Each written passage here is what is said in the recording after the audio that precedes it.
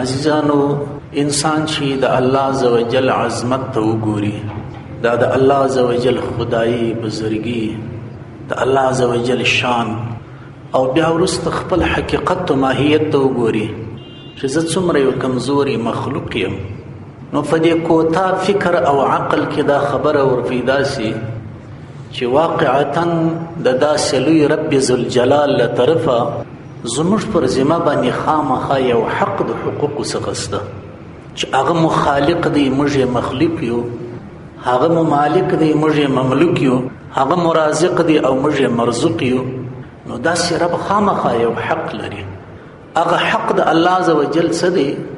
هغه حدیث شریف کې رسول الله صلی الله علیه وسلم ذکر کړی دی، حق الله علی العباد، د الله عزوجل حق پر بندگانو بل هیڅ شی نشته، ای یعبدوه ولا یشرکوا به شیئا. د الله عزوجل عبادت وکي او د الله عزوجل سره په ذات او په صفات او په افعال کې څوک شریک ونه ګرځي. مشکل اوس داري چې موږ د الله عزوجل د عبادت سرکشي کړې ده. امام نووي رحمه الله په خپل کتاب ریاض الصالحین کې یو باب تړلی دی، باب المبادرة الى الخيرات.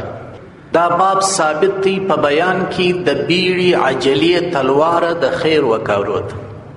عبادت د الله عزوجل په صحیح معنی هغه عبادت دی چې انسان موقع د خیر او ښېګڼې پیدا کړي نو بیړه وروکي.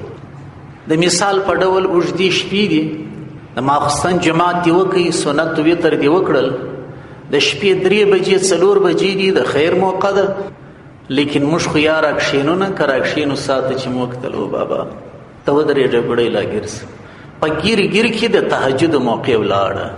نو باب المبادرة الى الخيرات، دلته موږ د خیر د کار طرف ته بیړه ونه کړه. د سهار جماعت مو وکړي، لمر راوختی، یو پاو وخت تیر سو، کور ته ناستې، په دفتر کې ناستې، په شرکت کې ناستې، ښه پوهېږي چې دا د اشراق وخت دی، 2 رکعاته نفل د عمرې سره برابر دی، لیکن دا موقع مو د لاسه ورکړل.